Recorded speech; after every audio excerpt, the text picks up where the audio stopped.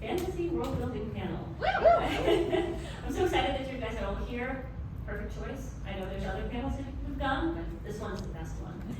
So I have my questions on my phone, so I'm occasionally going to glance at it. Don't be alarmed. I would like to start by having a short introduction of ourselves. My name is Vincent. I write sci-fi and fantasy, Lavender Con and etc. And I am so very excited to have all these amazing authors here who I am personally a fan of. So let's go with this word. Yeah, Terry? Yep. Yeah, my name is Terry Bartley. I am also a fantasy author. My book is called Tyranny of the Fae. I've also broken it up into a couple of light novels called Me and My Best Friends Became Adventurers in the Fantasy World and A Princess That Ran Away to a Magical World. And I'm Lou Willem, and my books are Witches of Moondale and Hunters of Ironford, and I primarily write fantasy, urban fantasy. Sorry, I blanked out. I'm Brent Lambert. My most recent novella is called The Necessary Chaos. Quick pitch, I guess, would be Mr. and Mrs. Smith, but it was black and gay in like a Final Fantasy style world. Yeah, I think that's the best way to sum it up. I'd read that. I'm David R. Slayton. I'm the author of the Adam Binder Urban Fantasy series, White Trash, Warlock, etc. Shush. And I'm mostly talking today about my epic fantasy, Dark Moon, Shallow Sea, which came out in October on Halloween, which is perfect, and in a world where there's no homophobia, transphobia, which was fantastic to get to play in. Awesome. Just by show of hands, how many of you guys are writers or thinking about being writers or secretly written something and not willing to admit it to yourself yet that you're a writer? Awesome. All right. Well, hopefully this is entertaining and maybe a little bit educational for you. Okay, so the first question that I have is, I would like you guys to take us on a tour of your first chapter of whatever is your recent book or whichever book you want to talk about. And tell us, how did you approach world building in it? How did you decide what to put in the first chapter? How did you decide what time era, time period, what kind of world it should be, and how did you decide what not to put in that chapter and save it for the rest of the book? Gary? Yeah, so whenever I started writing the world of Tyranny of the Fae, I wrote a novel that hasn't come out yet. And that's kind of like where I'm going to start, so I'll start with that because that's where my world started. And really, I sort of wrote the character, and I kind of let the world happen around the character. So like, I know that this character has magic, I know this character, is this kind of a person, and this is what they do. But then just as the plot evolves around them, then the world sort of like comes to life as it goes. So that's kind of how I tend to approach world building, is through the character. So in my series, Witches of Moondale, it's set in a town kind of like St. Michael's, if any of y'all are local. So it's like right on the water. It's a small town. So I knew that I wanted to focus on showing that that's what it is. And the first chapter of Witches of Moondale shows Russ moving into a house that is sentient. So I knew that I wanted to have her talk to the house and have the house kind of sass back at her a little bit, just to set up the whole. This is the house, and it ships, her and the ex-girlfriend, as it should, and just set up the fact that not just the houses, but the town itself has its own personality. Just before we move on, why did you decide to have a talking house? It doesn't talk. It doesn't actually talk. Russ talks to it. It like creaks or groans, and she's like, "All right, cool." When she first walks through the house, there's a nursery, and she's like, "Well, my youngest kid isn't that age," and it swaps out the crib for another bed. Yeah. So and towards the end, it changes one of the walls to be a different color as like a sign that, oh no, we're gonna move somebody else in soon. That's awesome. Honestly, I'm a big believer if you talk to something and you put enough feeling into your talking to it, it might just respond. You never know who's listening on that other side of the universe. All right, Brent. So, with my first chapter, I was operating with a novella, so I knew I had to do a lot in a very short space. So, obviously, this novella revolves around a relationship, and it's kind of a sexy relationship. So I was like, okay, how do I get right to it right off the bat? So nude beach. Yeah. I was like, let's start with nude beach. And like, that way you, I think when people are naked, you learn a lot about them. So, so I kind of like used that, and then I used the conversations that came out of those two characters in this, sort of sexy setting to also establish some of the tension and the politics of the world too. Because I think the minutia of details, the things that we don't even think about every day, it says a lot about our world, from the way we choose to wear our clothes and the way we don't choose to wear them, and where we choose not to wear them, and how do we feel about that. Like, all those things tell you a lot about the world around you. So that's kind of what I wanted to do with the first chapter. I think that's so critical of understanding what, especially for those of you who are writers or want to be writers, what you leave out is as important as what you put in. Very much what you're saying, right? We don't think about all the HVAC systems and electrical systems, everything going on in this room, right? There's so much happening in this room beyond our perception or care right now. It's a critical sifting process. I knew I wanted to do a couple of things. I wanted to establish that who Rafe was, that he was the last worshiper of the moon goddess, that he wanted payback for her murder. I wanted to give you enough of an idea, because most readers pick up a book and they read the first chapter, and if they like it, they buy it. And if they don't, they put it back on the shelf, right? That's the idea. You have to hook somebody in the first chapter. So I try to make really strong first chapters. I also go out of my way to try to make sure that if somebody does pick up my book, they know right away my main character's gay, right? So if that's going to be a deal breaker, they can put it down and go away. Sometimes I miss that, then I get weird emails. He's suddenly making out with a dude. I'm like, how did you miss that? And it wasn't suddenly. But so yeah, it's about what you put in and what you leave out. I wanted to also establish the danger of the world, the creep factor of the grief and the ghosts, and also give Rafe a chance to not murder someone, which tells you who he is, because he needs to kill somebody. He can't do it because he's a good guy. Awesome. Something that Brent said, like, you think about, clothes and, when someone's not wearing anything, you learn a lot about them. I personally, the first thing that I imagine, one of the first things that I imagine for characters is what they're wearing, because I think it can say so much about the world that they live in and what kind of person they are, because they choose to present themselves to the world in a specific manner, and the clothes is the thing. So that's definitely an element that I can wax poetic about for a long time, and I'm not going to try to stop myself. What are your guys' favorite fantasy element to talk about in the book that if your editor doesn't stop you, you will just keep going for pages and pages? We don't have to go in this order if you don't want to, or we can. Do you want? Yeah. Sure. So I also really love doing clothes, because I think that clothes really tells you a lot about a person, especially like how they want to present themselves, tells you a lot about what they think of themselves. So I do a lot of that.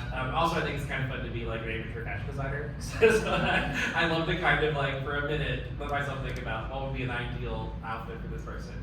I think that for me though, honestly, it's a lot of like internal thoughts is what I get going on about. Because, I have ADHD, so I love to think about things all the time. So I love to make my characters sort of like contemplate things. And I think that I can easily sort of like overthink elements of my world through my characters if I would let them.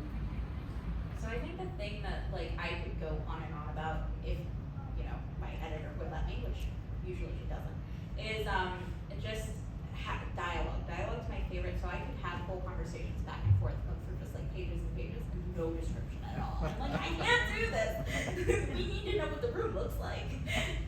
Because I like to give each of my characters a unique voice. So like, even if there's no dialogue, how do you know who said that? Because it sounds like that. You hear them in your head, because I hear them in my head when I go to write them. So, yeah. Awesome. I think for me, I guess geography. I will go on and on and on about it, and I have to stop myself because I spend a lot of time traveling as a kid, so it's something I love, and something I still do as an adult. So I have to kind of stop myself. I'm like, okay, we don't really need to know about the fifth continent all the way over here to the east. Like it's taking place in one street of this one city. So so I often have to kind of like pause and be like, okay, what do people actually need to know on that front? hold on. Are you one of those people who just has to have a map in the beginning of your fantasy book? Overly so. So before I like even knew what publishing was and like how I was even gonna go about it, I'm about to embarrass myself. But I had this one fantasy novel where I did way too much, and there was enough parts of the map where I could like grid sheets out, and there was like 9 pieces of paper I could grid out on the floor, and it was a huge map. And don't do that. That's it's not necessary. So, yeah. You can hire map designers for pretty cheap on Fiverr, so.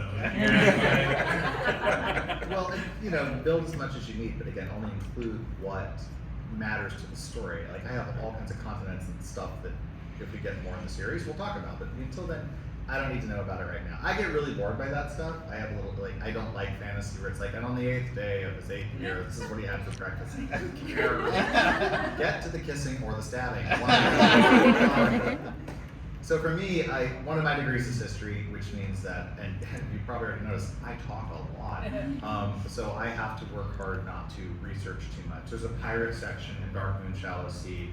I spent so much time researching, and I went on for chapters and chapters, and in the edits it got down to like 3 chapters. So, but I have like buckets of pirate information I will never use now in my brain. Speaking of, how do you guys keep yourself organized during research, if at all, if you're organized? Excel spreadsheets. Yes. I am an Excel nerd. You make like really long stuff. Color that coding, columns, yeah, they're a work of art. Wow, that's what I don't. Dork. Cheers. Cheers. Happy dork.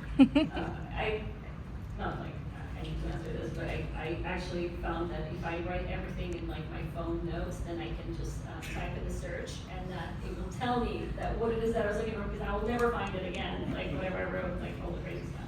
The search function is great. Anyway, So my process on that front is complete chaos.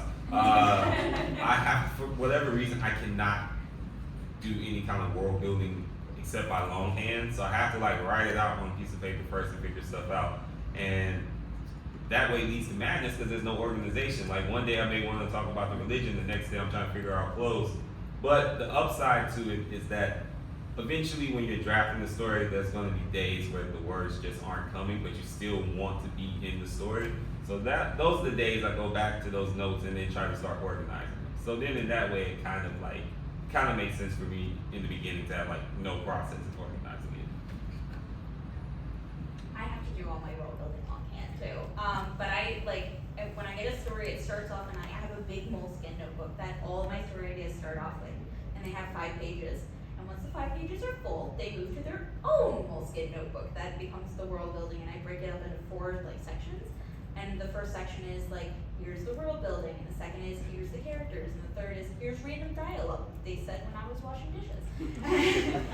And the fourth is like plot bunnies that I'm like, this is a thing I kind of want to do, but I don't know when I'll do it, but hopefully it'll come up later because I really want to write it. Yeah, so when it comes to organization, I'm a bisexual ADHD, so I don't think it's a surprise to anybody. It's not my strong suit. So when I started writing my novel, I really wasn't keeping track of a bunch of anything. I was just sort of like writing the characters and writing to write. And then as I went to edit the book, I really didn't know what I was doing, and I was feeling frustrated. So I started writing short stories set in the same world.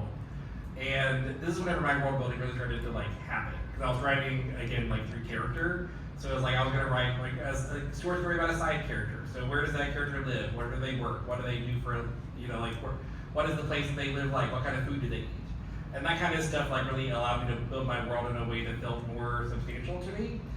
So now what I'm doing, because again, I don't keep track of any of these details that I've added, whenever I'm writing something, I'll write into a piece of lore that I'm like, I'm pretty sure I've already established this. Then I have to go back and read all my previous stories to find where I put it in there. So probably I should keep notes more like you do, Luke. But I don't. But I do often do that, and I think that that's maybe part of it, is like trying to keep track of all that lore. But then also like I think that the way that I keep it consistent is I do have a lot of spreadsheets. I think that it's necessary for fantasy, because if you have a magic system, My magic system is very soft, and don't laugh, this is not a euphemism. As I work it gets harder. So it becomes a harder magic system the more I do it, because the more I write, the more rules that I need for it to function. Speaking of, someone said, why did you guys want to write fantasies? This is good. I'll project more. Why did you guys want to write fantasy specifically? What was it about fantasy that you were like, this is a thing, this is what I'm gonna do, I'm gonna build worlds from, 9 a.m. to 12 p.m. Why did you decide that that was the thing you wanted to do? Because real life is boring. I get real life every day, so why wouldn't I want to write something that has magic in it? That would be more fun. So yeah, I get real life every day. That's why I also don't read a lot of contemporary novels. Like I do every once in a while, but most of the time I'm like, yeah, but where's the magic at? Where are the dragons? So that's why. I just, I'm bored. So. Magic and dragons. What else? Yeah, I feel similar. Whenever I was reading as a kid, like once I started reading regularly, I was very much in the mindset of like, there's not a robot or a dragon in it, like why am I bothering to read this? As I got older, like I have started to read more contemporary like literature and literature, fiction and stuff like that. But I still have this like need in me to write something sort of magical. But also like I like fantasy and sci-fi because I think that it's a good way to tell stories about our world. I've always thought that you could tell truer stories about our world, like more authentic stories about our world, through fantasy and sci-fi. Because I think that allegory is a great way to make the things that are problems in our world feel more accessible. Like I like to say that I think that maybe sometimes if like the thing that I'm the most fascinated with whenever I write allegory is this thing that we do in the U.S. where like white people can like acknowledge that like colonization was bad and that we benefit from it, but it's like that wasn't us, so like it doesn't matter. Like we don't need to worry about that. And I feel like that's a thing that is like really fascinating to think that we just do, that we take for granted. So I try to write that in my fantasy because I think that maybe people can see it existing and happening in fantasy and maybe identify it in a way that they couldn't previously. Well, I think for me, I guess I leaned into fantasy because there was comfort and relief in fantasy for me. So as a kid, like I was the son of a soldier in the army, and I moved every 2 to 3 years, so like I had nothing permanent. But if I could make these worlds up, I did have that permanence. I did have something I could carry with me wherever I wanted to go. And also too, it was a relief because I could imagine worlds that just weren't as shitty as this one. I could imagine a world where, and I think this is another question, so I won't dig too deep into it, but I could imagine a world where being black won't get me killed. I could imagine a world where coming out of my family wouldn't put me out on the street. I could imagine a world where gender didn't come with laws being made about you, trying to wipe you out of existence. So for me at least, I think the power of fantasy is that it allows you to imagine a better world and maybe imagine a way out of it. And also too, I think to Terry's point, you can also critique how we got to this point in a lot of fronts too, and how do we get out of it. So that's why I always write fantasy. So I had to laugh when Terry said the thing about colonization, and I want to explain why I was laughing. I was at a theater last week, and they always do that thing where like, and we acknowledge we're on the land of them. Like, are we going to give it back? Are we going to give them any money for using it? Like, what? This is that performative thing of the white performative thing about, we are on the land of like, just shut up or do something. Like, this is nonsense. Anyway, I write fantasy because we don't see ourselves in it. I love fantasy. I love it. Epic fantasy is the genre that I loved the most growing up, but when any kind of a queer person showed up, we are the villain, we die horribly. All these things that we live with, to your point, still come in. Racism, homophobia, sexism. It's like, can we just not? Would it be nice? And even going now, I think Dark Moon Shallow Sea is the first traditionally published epic fantasy about a gay man by a gay man. I'm not sure, but I've tried to look. I think so. And it's for that, guys. That's worth applying. But it's 2024. Like, frustrating because it's, and it was so nice. When I teach at a lot of writing conferences, and I promise to stop ranting. But I have to make it historically accurate, so I've got to have buckets of sexual assault and sexism and transphobia. No, you don't, because we didn't have freaking dragons. So move on. So anyway, yeah. Basically, I write the genres I love where I see a gap. That's why I started epic fantasy and finally published in it, and urban fantasy, because I love these genres. But wouldn't it just be nice if I could do a conflict without any of that crap and instead have something more interesting to say? Since this thing is dead, and I don't know if anybody will hear me. All right, perfect segue to queerness in the world, in the fantasy world. How do you guys decide if you want to make the world queer normative, or do you want to include queer oppression? What's the thought process? So I decided to do a queer normative world because I'm ace, but my little brother came out as gay when he was 22. And I remember walking in this small town where we both went to university, and he was holding his boyfriend's hand, and I remember the stink eye he got. And I was like, this is disgusting. Like, they're just holding hands. Leave them alone. Come on, man. So I was like, oh, well, why can't we just leave people alone? So I prefer to write queer normative because I get enough of that. I see enough of it in the world, and how people treat my brother, and how people treat me. And I'm like, I don't need to write that. I don't need to experience that any more than I already do. So that's why I chose to write queer narrative.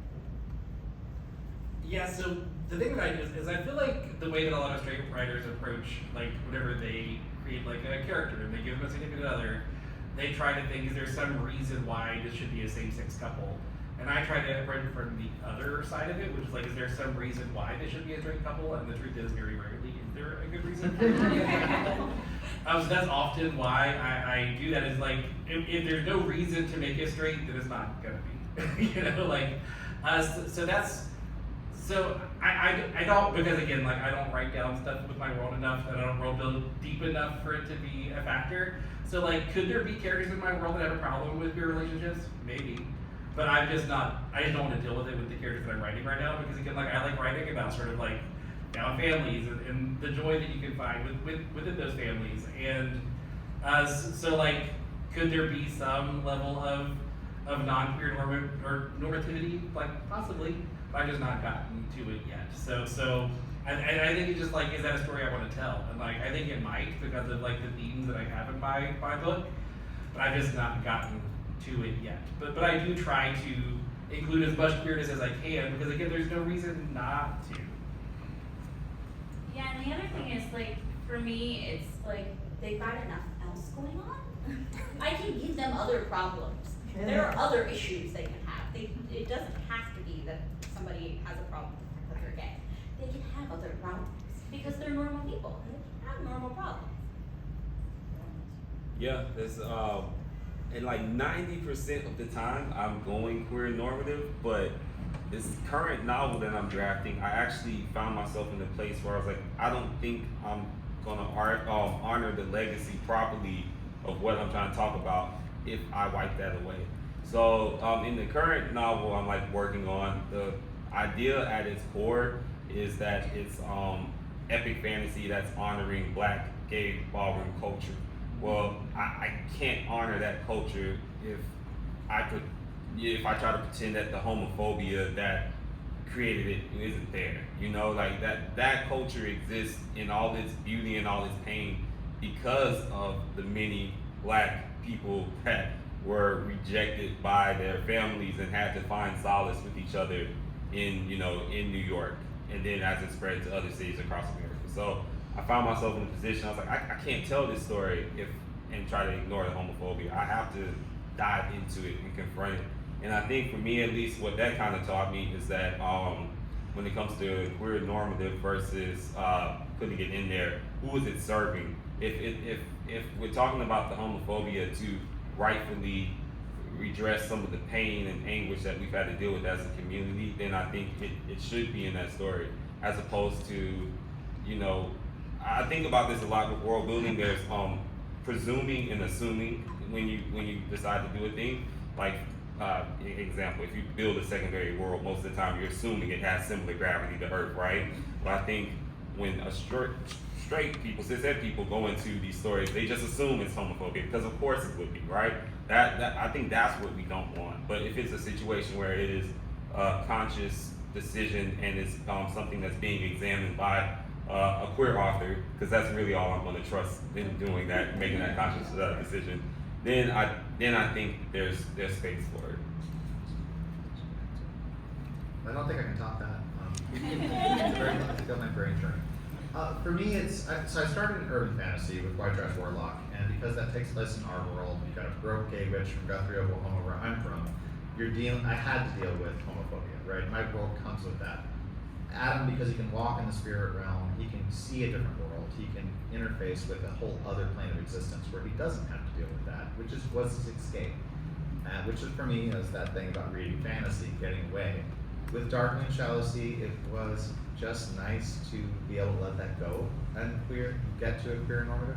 I love what you're doing because you're actually addressing the cause of it. Why?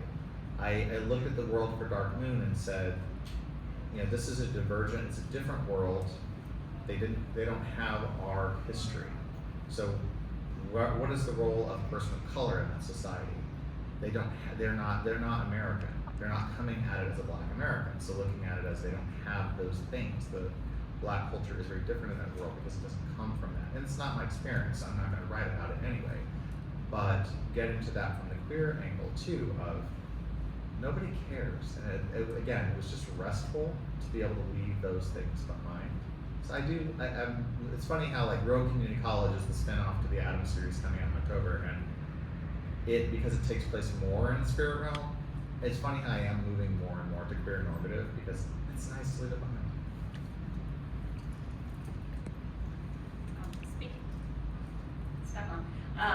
To touch on something that you, David, actually mentioned in your previous answer, which I think is interesting.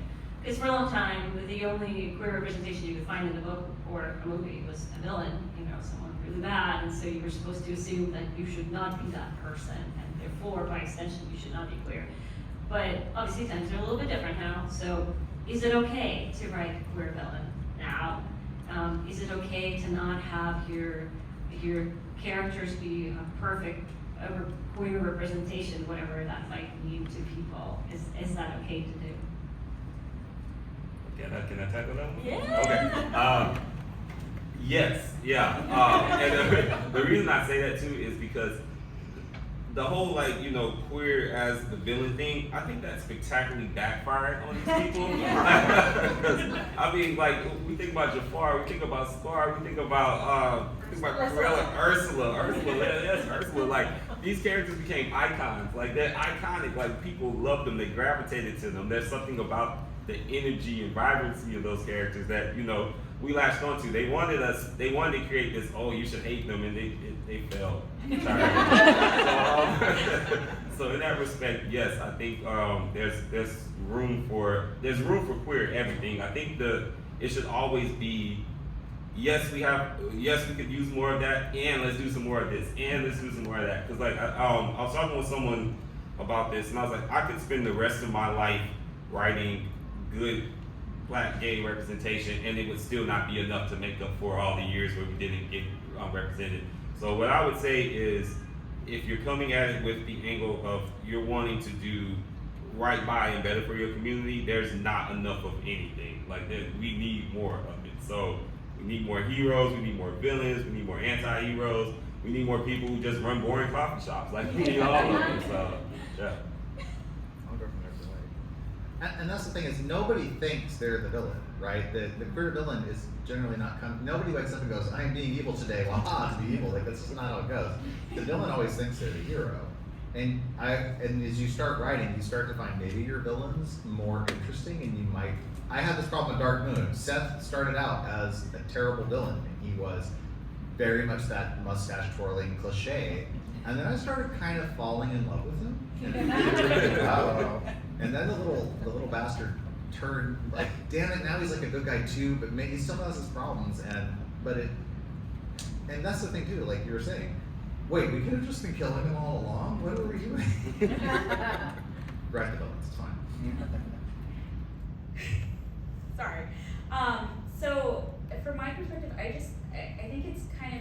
silly to say that we can't write queer villains, but also just queer people with problems are people, and I write my characters as people first. And everybody has problems. Everybody has something they're not good at. Everybody has something that you're like, oh, I shouldn't have said that. Like everybody has something that you don't like about them. No matter how much you love them, they have something you're like, could you maybe stop doing that? So it's okay for them to have flaws, and that's okay. And it's okay for us to have villains that are maybe not. They're gray. They're morally gray. So yeah, I think that that's where I'm at. Yeah, you know, I grappled with a similar problem in Tyranny of the Fae, where a character had to die for story reasons, and it was a queer character, and it was like, I don't want to follow the kill your gays trope. But then I realized, like, if everyone's gay, As long as you've got spares, and someone has to die, and then who do you kill? So I think that this follows a similar trend, which is like the only reason that villains being queer is a problem is because no one else is queer in the world, you know? Like if you have queer representation in your heroes, in your side characters, and in your supporting characters, then your villain can also be queer, and it's fine. Like I think that that's something to think about. Like we're playing in a different ballgame than like straight writers, you know? Like I think that a lot of these like tropes that are harmful to queer people aren't harmful if we do them because we're not writing these straight normative worlds. We're writing characters who are majority queer, and when you're doing that, like you kind of have to do normal tropes that exist in normal fantasy. And I think that you just have to accept that that's okay. Like it's different for us than it is for straight writers, and you can't be scared of these potentially harmful tropes. Speaking of tropes, what is your favorite guys' tropes to write and read? Why not? And how do you feel about cliche characters like, you know, wizard with a beard, you know, that is a white dude? How do you feel about that? Do you ever write that? Do you ever catch yourself, oh my god, this is so cliche, but I'm keeping it because?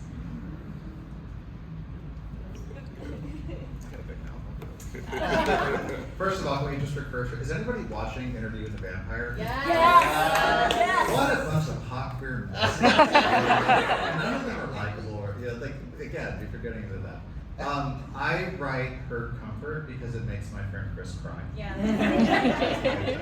Literally, I'm like, will this make Chris cry? That's my favorite trope. And it does. I don't like cliches. If I put a cliche on the page, I'm gonna flip it. So again, I put elves, but they dress as gangsters and like to steal cars. So if I have something that feels too tired, I was like, how can I freshen it? How can I flip it? How can I surprise you? Because I hate to be bored when I'm reading, and I think fantasy often can bore us if the writer gets too lost in their love of certain tropes or cliches. So anything I try to put in, if I find it boring, I'll try to flip it instead. Favorite. So I don't know. I love a good Dark Lord, and I know it's so like well trodden, but like I'm like the evil villain that's been around for 5 millennia is straight in my veins.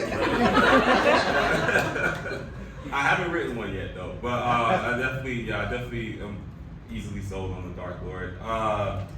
Least favorite. I hate like stuff that can easily be solved if people actually communicate it properly. That drives me crazy. If there's not a good like established reason for them not to communicate about this very obvious thing, then I hate it if that's used to like keep the conflict going. Like just have the conversation. Like just talk. But yeah. So I think that would be my favorite and least favorite. So my favorite is Found Family. I love Found Family because I like putting together all these different characters that wouldn't normally, you would think that they would get along, but somehow they work. And my least favorite would also be the miscommunication trope, because I'm just talk. I know things are not very bright, but just sit down and talk. Just sit down and have a conversation, and we'll fix it. Yeah, so I do like Found Family a lot. I like the Chosen One trope. I do a lot of work in that playground. I think it's kind of fun to think about. If you're told this is your destiny, what are you going to do about it? And you know, in the true millennial sense, like you don't want to do it. You want to do the thing that people tell you you have to do. And I think that that's sort of like a fun place to play around in. And I like to do like sort of that a lot, which is I play a lot of D&D, so you know, like I include a lot of the D&D like races, species in my world. But a lot of times I don't like to make my characters like a carbon copy of like the traditional like tropey versions of those. So I like to do in my writing is make a lot of those like traditional like a halfling is supposed to be a thief. So that's like a harmful stereotype if you think that they're like I like to do that kind of thing. It's like a social thing that so like stereotypes can exist in my world, but it's not like what most of the characters are. It's the thing that people have come to believe about them. So I like to play around with that. But I don't like inherently evil species. That's a thing I super hate in fantasy that comes up a lot. I think that everybody should be a little bit nuanced and nobody, like who you're born as shouldn't affect whether you're a good or an evil person, and that's something that I sort of hate and sort of run away from. All right, fun question. If you could visit any fantasy world, anyone, and you could have any of the characters in that world be as your guide, which world would that be, and who would be your guide? And you're not in God mode when you're visiting, you're actually active participant, so you could die. So pick your answers carefully, and especially your guide. I thought about this, especially with the no God mode part. I was like, well, that kills like. Well, you can pick both. You can pick the God mode one and the other one. Okay. The dangerous one. All right. Well, I'll do the dangerous one first. So I would do the craft sequence world with Max Gladstone, and the reason I would do that one is because he shows plenty of civilians getting by okay. So I was like, okay, they seem to be doing fine. And if I had to pick a guy, I would pick, there's a monk in there named Abelard. He is timid, he minds his business, he's not getting in danger. So if the point is to survive, I'm going with that. Now in the God mode one, I guess I would do China Mayville's Boss Log world. I don't know if anyone's read that. That is the weirdest, craziest world. Like in the second book, you have a pirate ship with a vampire and a cactus person, and they're racing towards what might be an alien vessel or not. I'm like, this world is batshit. I'm definitely going to go into that one on God mode and see some of it. Not mine. No, stay out of mine. It's not a safe place. Danger, no approach. I would go to Gail Carriger's Parasol Protectorate world, and I would want Lord Akaldama or one of the dandy vampires or werewolves to escort me, because first they'd give me a makeover to fit into Victorian times, and then it would just be a lovely romp with vampires, werewolves, and teapots. Like it's a very cozy series. I love that series a lot. God mode. I don't know. I'm kind of a whip. I just want to have peace in writing. So it shouldn't make anywhere really dangerous. I'll just watch it from TV. So you gave us this question, and I was like, I'm stumped.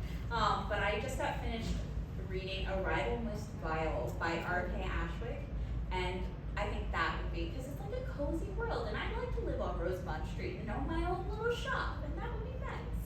And my guide would be Ambrose, because like the character you were talking about earlier, he just minds his business. He's like, I don't want to go on adventures. I want to be in bed by 8 o'clock. And I'm like, that sounds like me. That's good. And I don't really have a good God mode one because I also am a whip. I just want to be left alone and write my books. Yeah, I'm gonna take the easy answer, and if I could do a non-God mode one, it would be Travis Baldry's Legends on Lattes. Because I'd love to just sit in a coffee shop and have a drink while there's a bunch of other fantasy pieces around me. That'd be a lot of fun. And also, if Div was my guide, I'd feel pretty safe because she's kind of a beast. But I think if there was a God mode one, I'm a big Resident Files fan. I would just, and also I'm a big Doctor Who fan. So the idea of following Resident around for at least one adventure sounds very Doctor Who to me. Just kind of running around Chicago, fighting monsters. So that would be my God mode answer. I'm gonna answer it just because I feel like it. I would totally visit Terry Pratchett's Discworld because that is there's never been a good movie or show adaptation of it, so I would just want to see it just to look at it.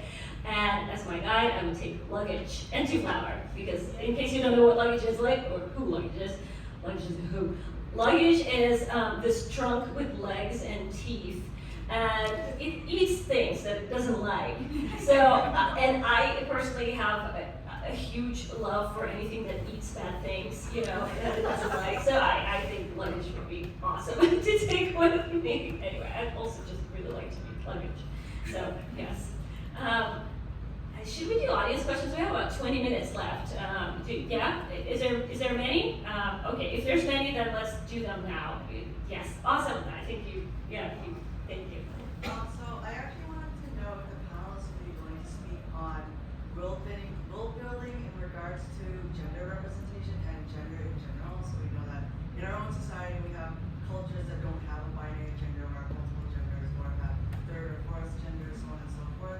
But like that's with like a history, a context, and like all of that stuff that we then have to explain. Do we have to explain all that in the book, or can people just like be that way, or like how do we incorporate alternate non-binary genders or genders that don't exist as a culture in current society in our world? I don't know.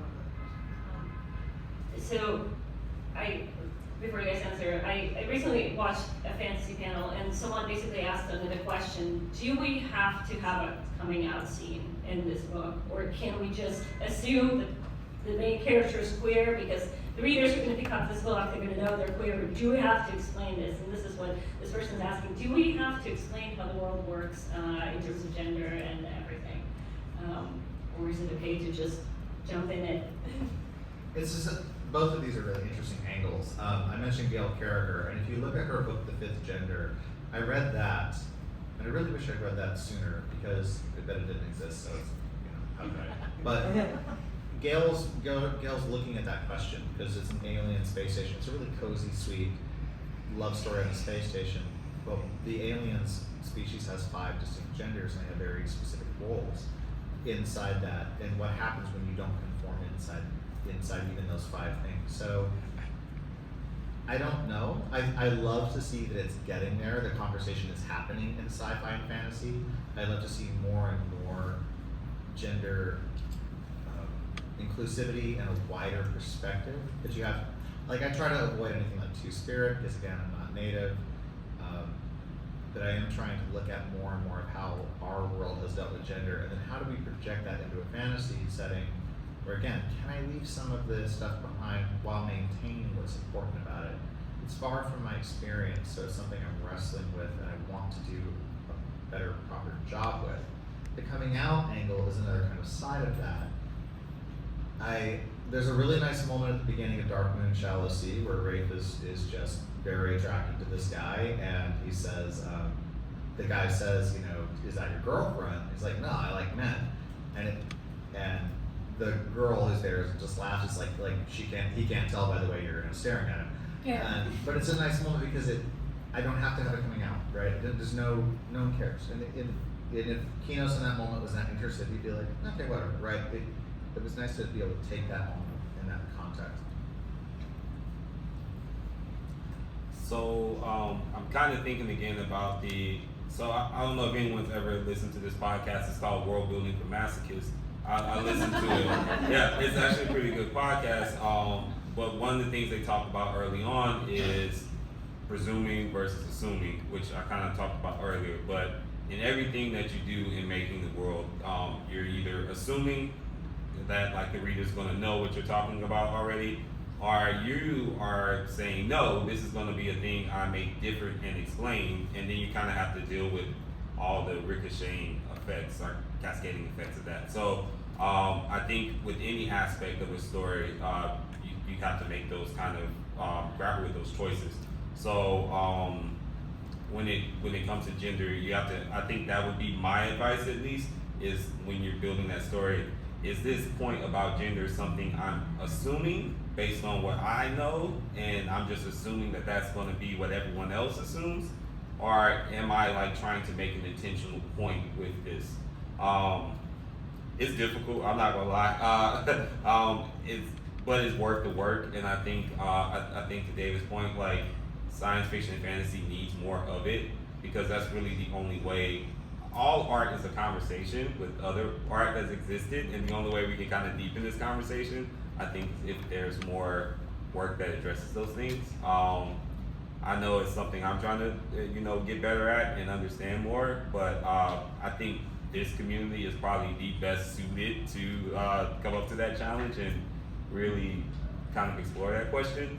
So I don't know if I answered it, but that's what I was thinking. I think from a world building perspective, if you're building in extra genders, because my world building is coincidental, or I guess coincidental will be the word, I don't think it's the right word, but in that you come across things and I address them as it happens. I don't front load anything. So I have a character who's trans, and which is Moondale, and Russ left 11 years ago. She comes back 11 years later, and one of the characters has transitioned. So before she left, the character was a different gender. And when she comes back, the character's sister is like, oh no, their name is this now, and this is their gender. And Russ is like, all right, cool, and we just move on. So I think that would be how I would do it. It's just is what it is, and we just move on. Because again, I like to write queer narratives, so I'm like, well, it doesn't need to have a coming out scene then. It just is a conversation that's like, well, you adjust your perceptions of this person, and then we keep going, and that's fine. Yeah, I think about this a lot because I don't think this is a surprise to anybody because queer people find each other, but I've got a lot of really dear close friends that have transitioned in the time I've known them. And the things I don't see happen a lot in fiction, really generally speaking, it is the transition that happens, which, like, if you guys know a lot of trans people, I'm sure you know, like, oftentimes it's not a straight transition from I'm a cis woman and now I'm a trans man. Like it's not always a direct line to that. And I think in fiction a lot of times we like to sort of draw that, which then makes it a binary, right? And it's a binary still. Like a lot of times, like I know trans people who they sort of thought of themselves as non-binary for a little while. Like my friend was initially, was born female, used she/they pronouns for a little while. Eventually became like now him is like I think of him as just a man now. But that wasn't a straight line. And I really want to see that existing more in fiction. So I do plan to write some characters that are that. But I do think it's a struggle because the truth is when you tell that authentic journey, it's not going to be like in my first novel that's going to be coming out in a bit. There's a character who is trans, but it's not going to be evident in that book because it's not like, it doesn't happen right away. Like a lot of times like it takes some time to ruminate. And I don't think that all of, like God knows some of that is like things that exist in our society, right? I remember whenever I first painted my nails and I texted my friend a picture of it and he sent me the emoji with the woman painting her nails and my stomach dropped because, oh God, people might think I'm a woman. Like it's a thing that exists and that like an internalized homophobia exists, so God knows that's part of it. But I don't think that's all of it. I think that in a queer normative world, like there would still be some element of like, I've always thought I was this gender, but maybe I'm not. Like, what does that look like? And I think that there needs to be a little space for that, like, ambiguity that does exist in gender. And we need more trans authors, and we need more books with trans characters by trans authors. And that's the first place we start. We have somebody who's authentic experience, you can address it. My friend Suzanne, who I'm on panels with a lot of the Denver, I love talking to Suzanne about this because Suzanne is a trans elder and is like, I'm a grandmother, I'm in my 60s, I'm kind of done. I've transitioned, I don't want to think about it. The only time anybody ever remembers that I was a man is when I have to sign something for my divorce from 30 years ago, or somebody dies and invites me to a funeral. Like it's very interesting having that, but I think that transition is such of that journey. I want to see that too. I'm with you. As a non-binary person, honestly, I think a lot of trans people feel that way specifically, that we just want people to know who we are without having to explain ourselves all the time.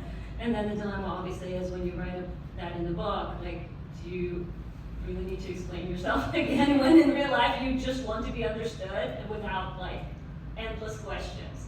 So, it's hard. Anyway, who else has a question? Yes. Because the bar is raised so much higher for marginalized creators, to the point of perfection still not being good enough, how do you keep from getting demoralized? If you're gonna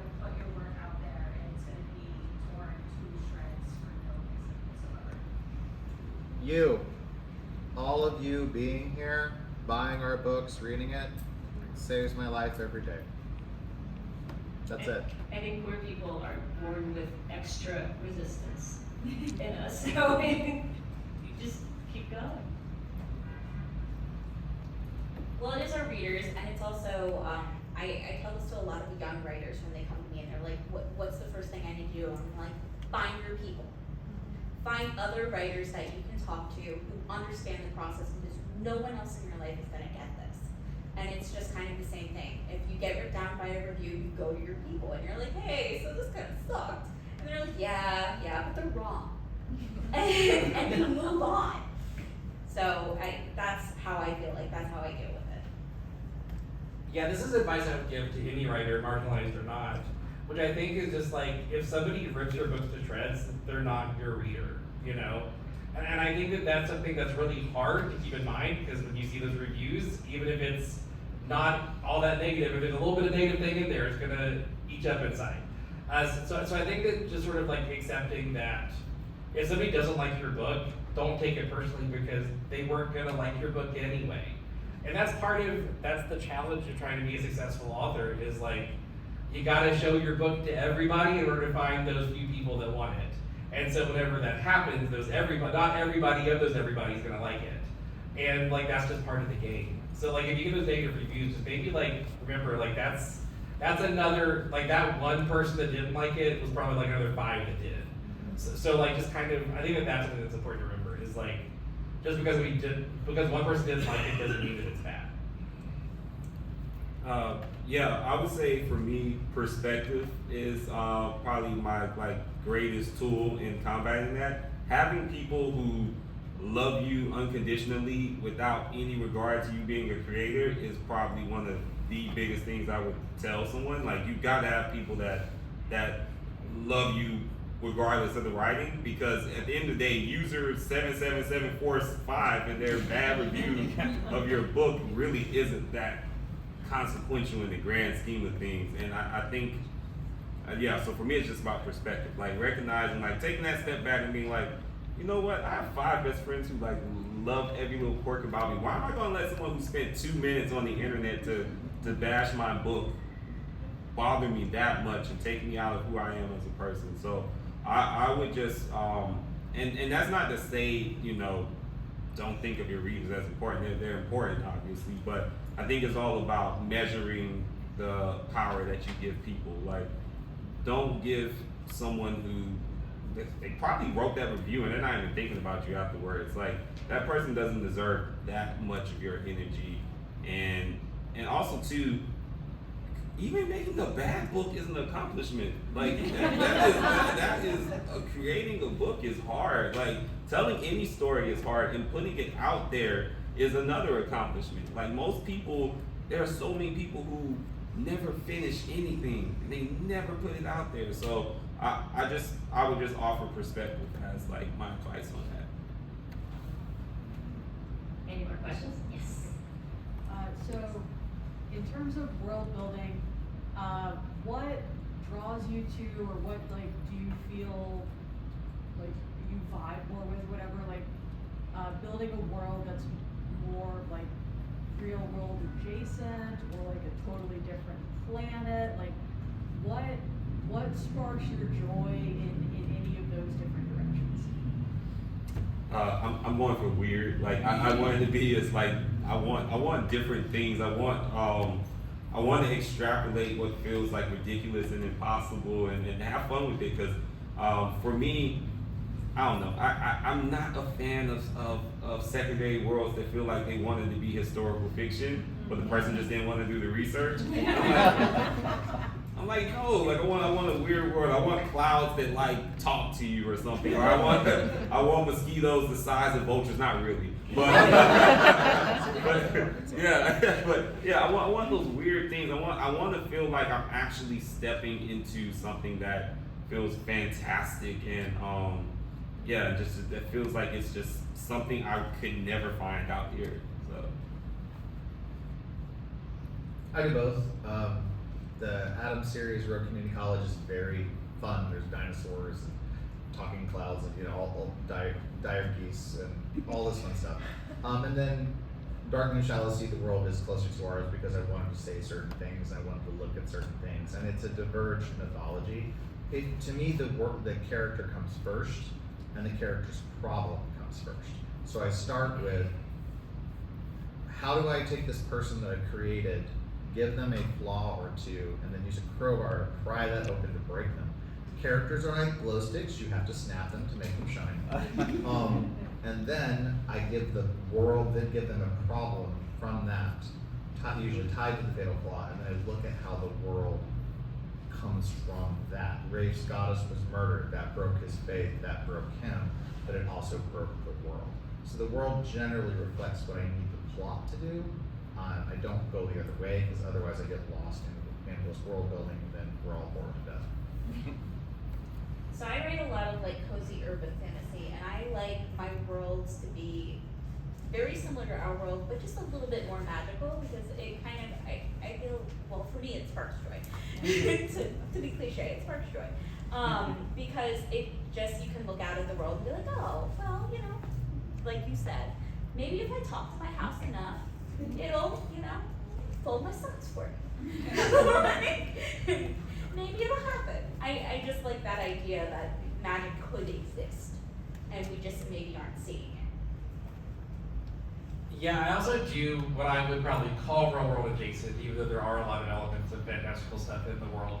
Primarily because I want my characters to talk like people that you would meet on the street. I like the idea of the dialogue being really like accessible to people and not being too like overly. I don't want people to be bogged down with the lore to understand like this person said good morning, but they had to say it in a weird way because it made sense in this world. I don't want to deal with that. So like I do a lot of like normal like euphemisms, like I use a lot of like regular phrases that people say in this world. Well, editors say things like, what does that mean in this world? It's like, I don't know, but probably something. So like I do a lot of real world adjacent for sure. Any more questions? Yeah?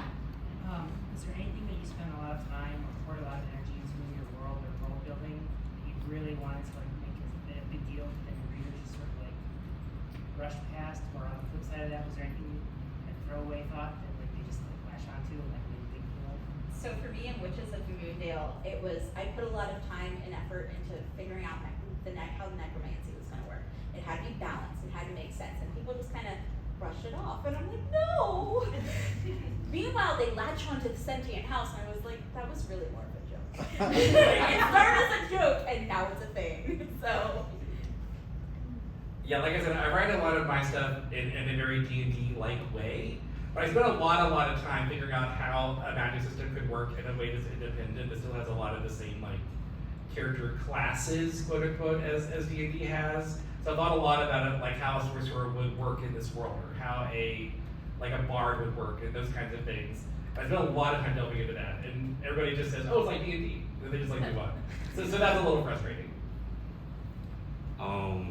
Okay, so in the novella, I really thought about like what the drugs would look like in the world. Nobody cared about the drugs.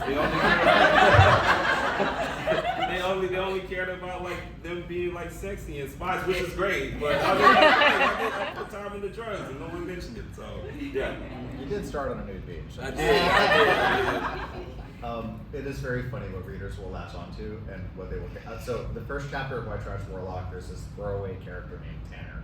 Tanner is just there to do two things: give Adam something to look at, and so that they can have a brief kiss, so that we know that Adam is gay. And I've established that in the first chapter, so you can get it out of your system if it's going to be a problem. The amount of email and when's Tanner coming back? He's like 2 paragraphs. He's just there to be pretty for a second and get a kiss.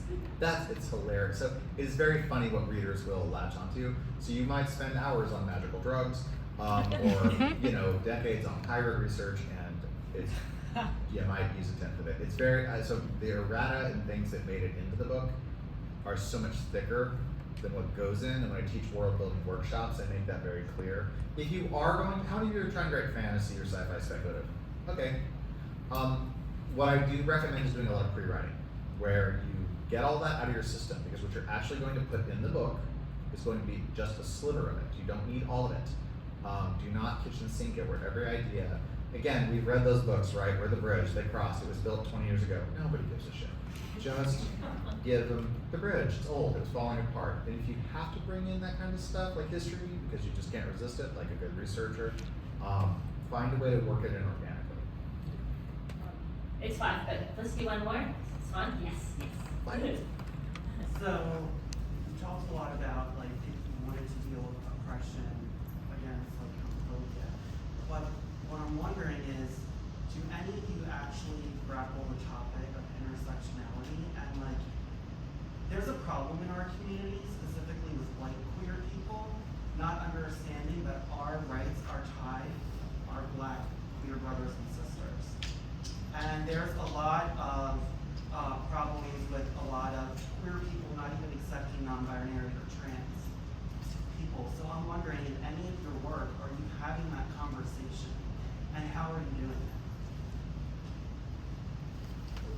it? Yeah, I can.